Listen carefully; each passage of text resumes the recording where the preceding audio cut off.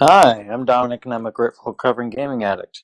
When I was in active addiction, I was isolated, alone, wanted to be alone, at least in front of the screen. I didn't mind talking to other people online. In fact, when I would play online with other people, which were my friends, um, not my friends anymore, I can now see that when I was gaming, my dearest friend was the person that I played with. I don't see him too often now. He lives in the town that I live in now. I'm actually just probably not even a mile away from where I live. And the last times I did hang out with him, just his problems that he told me, I was just being there to listen and all. It was like I could just see a sickness almost. And I'm not sure if was it because he was, that he's a teenager and that we're both teenagers and that we're just both still learning, or that he's just a sick person. I could just see the effects. There wasn't a lot of light in his eyes. Like deep down, it was like I could pick up on this thing that said "help me," but you would never say it. At times when I was gaming, I would, go to the bathroom. I remember this one time after I was just washing my hands, which was something that I didn't normally do at all. I looked up at the ceiling and I said, "What's wrong with me?" I felt like I didn't know why this was happening. I didn't felt any sort of feeling that I could remember from, other than the satisfaction of just before I began playing, that I felt like, oh, now I'm better, sort of thing. And that's what I would normally only feel. And I just remember looking up, and I didn't know why I was doing this. It was like I always refer it to Golem from Lord of the Rings, where I would just hear my head go, "But we won a game, but no, we don't, because we know it's bad. But yeah, it's good. It's just let's just game and not forget about it, because it'll go away. It'll just go away. It's just like this fucking debate happening 24/7, and then I would always just act out right then and there of just acting out in my addiction. And gaming was my solution for me. I was the problem. When I gamed, it was like taking all of those debates, all those voices out of my head, and it was just in that game, man. Like, I didn't have to be in my head any longer. I did not have to do that. I was no longer in that. And that was, to me, was so glorious. Like, to get myself out of my head and not think was just amazing. And when I did interact with people, with my friends, and there were and are people in my life that are in recovery, and those people who were at the time while I was in my addiction or in my recovery, they were a safe place for me. They didn't tell me, "Oh, you're an addict" and all that. They didn't. They just. I find that so extraordinary, because if I had any problems, I just asked for help. I think kind of then that's where I was getting help. Like my first preview of being sponsored, or having a sponsor sort of thing, sponsor relationship. It helped so much. They tell me to do things, and I remember I didn't read books at all. This one person in my life while I was gaming, whenever he was trying to get me into reading, and he was trying to tell me how important reading is. And normally, if he would do something, I would do it because it would help me. But he even bought me a book. He said, "Read this book. Read some of that book tonight." And he called me right as I told my friend I'd get online and play games. He said, "Hey, go read that book tonight and go to bed." I think he said, "Actually, don't play some of those video games. Just read that book." The dilemma there. I was on the mic with my friend after I got off. I remember I was sitting down in my chair looking at the book, and then looking back at the TV and looking at the book, and I knew for some reason that I should probably listen to my friend, and I would feel bad if I don't do that. Even though he bought me the book, I'm still gonna game. But for some reason, to me, that was such a big deal. I remember talking to people on the phone, and I would be gaming, or FaceTiming people, video chatting, and I would just play games, and they would just sit there and not really talk to me. I would just be so in the game and I could not stop. I said, "Oh, I'm sorry," and then I'd just keep going. My realization of that I was an addict was when I gamed for like 8 hours straight, and then I went to sleep. Went to a friend's house to game. At least that was half of the reason, because I got grounded for having games. So I'm like, oh, this is great opportunity. Mom's not going to find out. He doesn't have to know, and he'll love to play this long as well. Since he'll have a friend over, and it's me. And we went over and we started playing right after school. And then we played till we had a couple of breaks though. He wanted to get off. I was like, oh, okay. And then, went back to gaming, stayed up till like 3, and then he said, I'm getting tired. I'm like, okay.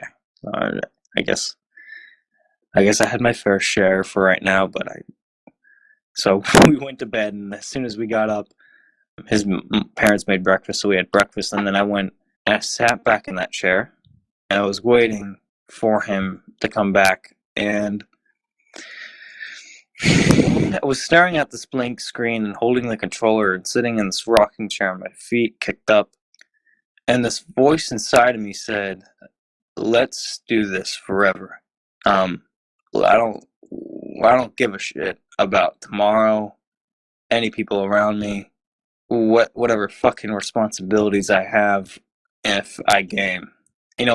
It's not that one game that's up on the board. It's a relationship with my family, my girlfriend, people in recovery, my higher power, the new job that I just got, my schoolwork that I'm finally getting good at and having straight A's. I've never done that before. I've certainly have never gotten this far before as I have with life in general.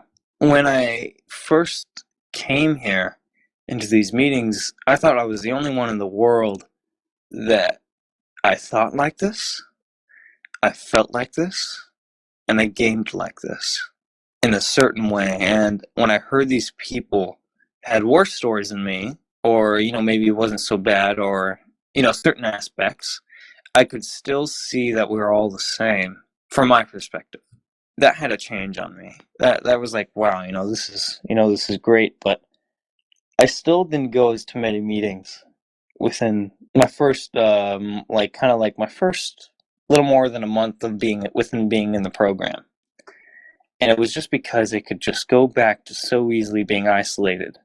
I was listening to a speaker tape this morning, actually, and this guy was saying that addicts or alcoholics are ego-driven people. That we could get some great help from someone, and then a couple weeks later we can say, no, thank you, we're fine on our own.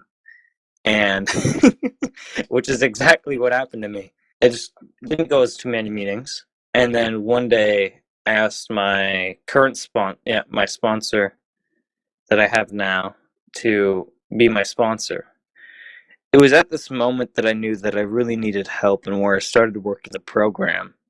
I remember hearing from this other speaker tape that if you get a good sponsor, then you're set on recovery if you take those actions that your sponsor gives you. Yeah, I can see that's true, because this is not a program of knowing of how to get recovered. It's doing these things. It's doing these things that your sponsor, that my sponsor tells me to do, that your sponsor tells you to do, or whoever. When I came into this room, my sponsor started telling me these things, and when it didn't make sense to me, the fact that it doesn't make sense to me is irrelevant, because I can't take my own consciousness in here and expect that something's going to make sense, because my solution is gaming, acting out my addiction.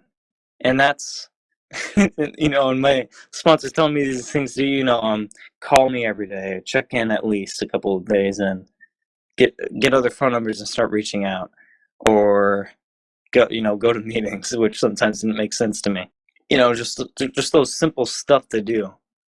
And then we started doing the steps. The steps are fabulous. I have not finished them yet, but I am still planning to. But for me, that's where recovery is, because the 12 steps are like a tool belt, if using these tools, maybe if you're having some trouble with a tool that goes on later on, maybe your sponsor will give it to you. My sponsor didn't do that to me because I didn't need one of the other later tools, or later steps, I should say. You can apply all these steps in aspects in your life. I like the saying where the steps are where recovery is and meetings are where the relief are. I've heard other people's stories, and when I was listening to people where this guy wasn't taking the steps, but he was going to meetings and had commitments, and he started wanting to drink again, and he started to get a lot more cravings, and I can't remember now if he relapsed, but somebody went to him and said, "You're not doing the steps, are you?" And he said, "No, I don't want to." I think that guy became a sponsor, and he started doing those steps, and he got the serenity and sanity restored to him. I love how this is a safe place for me, that I can go here and listen to other people's experience, strength, and hope, and have people that I can talk to now and they won't judge me, or they'll just listen to me. Or if they have a suggestion, maybe I'll ask them for it, and they'll give me something that's actually pretty good. And sometimes I'm like, I don't like that. But sometimes it could just be just my ego talking, or I don't know, whatever voice is talking in my head. The amount of sanity that has been restored to me is something beyond my imagination of where I am right now. I don't quite understand that. And I don't wish to understand my life. I wish to live it now. And I love understanding things. I love understanding, why addicts and alcoholics are more sensitive. My my uncle calls them. He's in recovery too, and he calls them stimulus augmenters.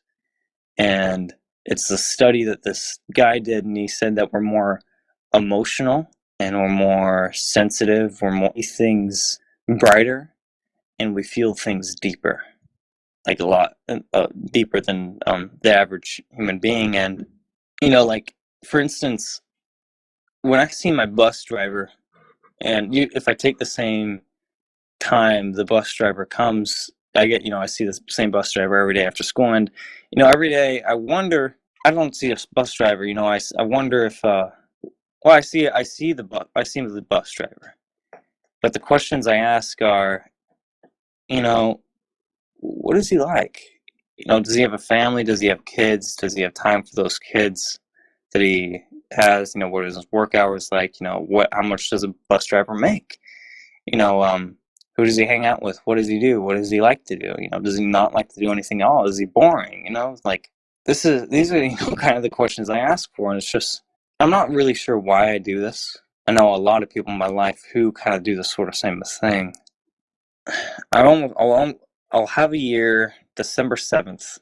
If I were told on my sobriety date last year that this is where I would be right now, I'd tell you I probably wouldn't be satisfied. It was like, okay, yeah, I guess he can, I guess my higher power can do that for me, but it's not enough for me. I want everything. I want the big buzz. I want the freedom here of what recovery has to offer, and I'm getting that. But I can only do it if I surrender myself to this, to my higher power and to my fellows. I tell you, if you do these steps, and if they don't make sense to you and you don't want to do them, a lot of people don't want to do them. The desire comes later after you start doing it, I think. If you just start getting into the rhythm, or at least attempting to it, you'll begin to see a change. Yeah, meditation, I try to get into the moment with just maybe even reading books now. I read a lot of books now. I love reading now, which is something I didn't normally used to do. And normally when I went to get into meditation, I tried, breathing exercises, breathing for 5 minutes, or 5 to 10 minutes. And when I did that, it was when I took, take inhale 1, exhale 2, inhale 3, exhale 4, and just saying the number, which is really hard to do. When I hear my voice starting to talk again, I just go, okay, because the mind, for that certain meditation, it's for the mind to be quiet and the body to be still. With this understanding, the body is not supposed to be still. It's designed for movement. And the mind isn't supposed to be quiet, it's supposed to be continuously thinking. And when I try to do these things that are natural to me, what I'm just supposed to do is acknowledge that, oh, I'm just thinking again. Okay. Yeah, yeah. Thanks for listening.